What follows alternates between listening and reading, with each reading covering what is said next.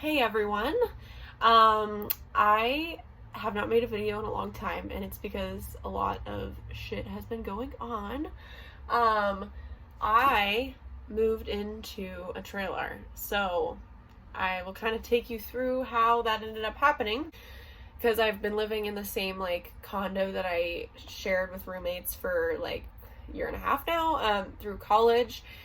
And this was kind of super sudden, definitely super sudden. So in early August, my roommate and I we weren't getting along at that point, and she was a friend from high school, and it just trickled out very poorly, I guess, and quickly when we moved in together. So it made sense that she didn't want me there, but I was getting the vibe that they were not going to want to renew my lease. And so I asked her dad, who's my landlord, if that was the plan or not, because my lease ended in February, which in Reno, February is snowy and freezing, and so I did not want to be put out on the street at that point. So I emailed him. I was like, hey, what's the deal? She didn't respond when I asked why she asked what I was planning on doing in 6 months once my lease ends, and I'm all nervous about it. He basically said that they're ending my lease in February, and they were nice about it, and nice enough to just be like, you can move out whenever you want, and we won't charge you for ending your lease early, which was cool. But basically at that point I was like, dude, I hate being here anyways. Your daughter's just not fun to live with. And, the only reason I was staying is just because the price for what I was getting was really good. But I knew that as soon as they kind of were done with that, done with me, done with my lease, I was going to be out of there pretty quickly. So I looked around, looked at places.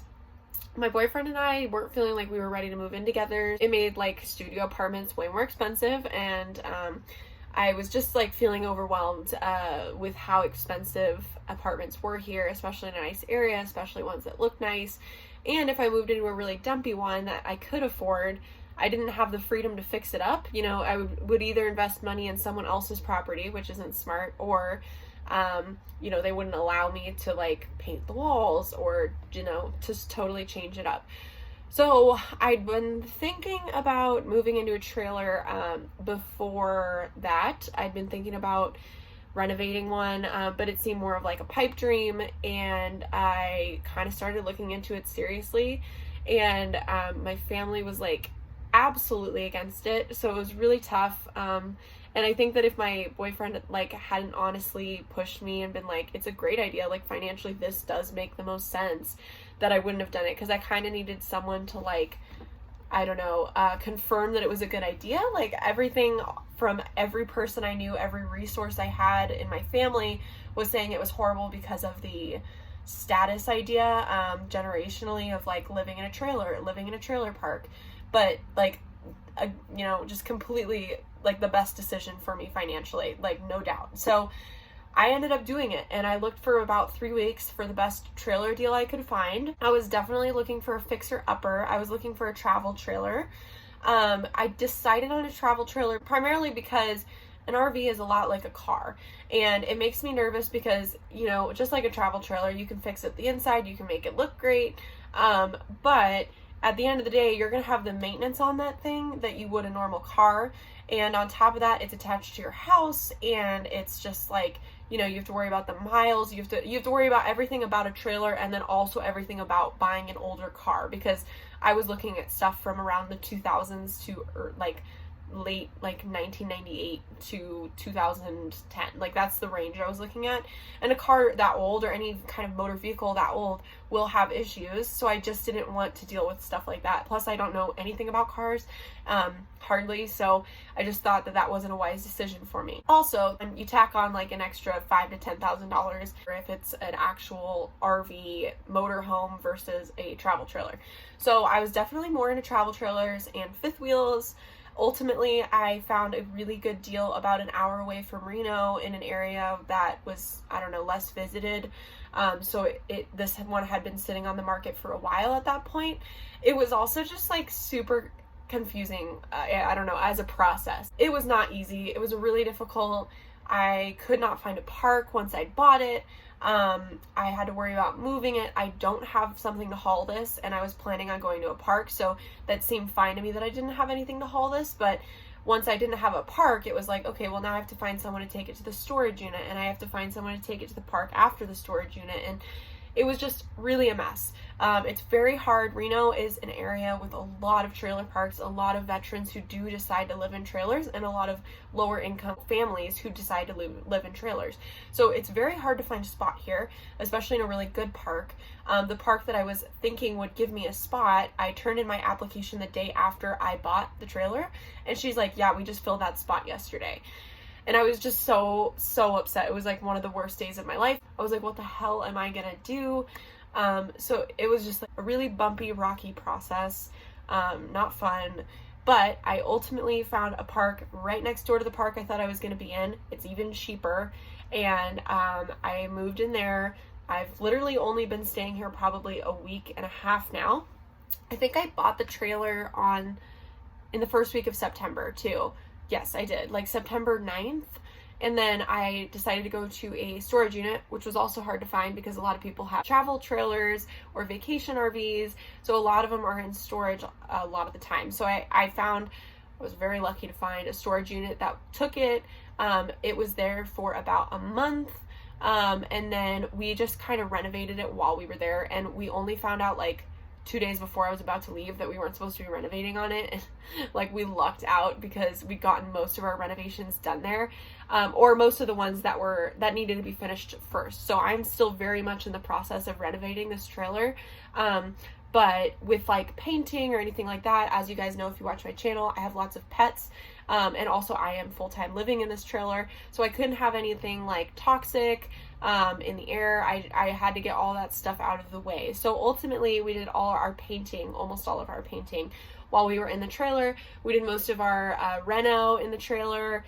So like tearing anything out. And then we had, it was just such a bumpy process, like, because then we trashed all our stuff by the dumpster, and then they reached out to me one morning and were like, hey, if you don't move this by 10 a.m. on a Tuesday, we're charging you $400 to move your trash. And I was like, oh my God. And then my dad came to save the day and drove all the way from Sacramento, so 2.5 hours, just to move my trash that morning so that I didn't get fined, and we lucked out. It was just, it's not been an easy process, but I feel like I'm reaping the benefits now. I've moved in. My neighborhood actually in the trailer park has been not that bad because I was really nervous. I did not know what to expect. I've definitely never spent any time in a trailer park. I only kind of, I don't know, was assuming what it would be like, you know, worst case scenario and best case scenario. And it's been very close to a best case scenario, knock on wood. So I've just not had a problem. I live near a bunch of older veterans, but they're quiet. You know, the loudest thing I hear is just them yelling at the football game on Sunday. So it's just not been a problem. And they all say hi. It's interesting, like generationally, they're so much nicer than my old neighborhood. No one ever said hi to me in my old neighborhood. And it was because I lived with a bunch of college students or like young couples starting families. And, you know, here everyone said hi to me, and I live in a trailer park. Like, it's the last thing you'd expect, but they've all just been so nice. And so I'm so thankful and so grateful for how this experience has turned out. I definitely plan on doing a tour, but I just kind of wanted to fill you guys in on what I was doing. Some of the details in my trailer too, I'm sure people will ask.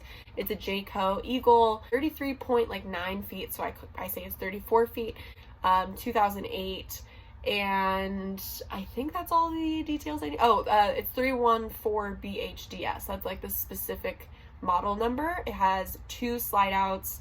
Yeah, I think that's all I can tell you. All of the like appliances and everything, I tried to test as much as I could before I bought it.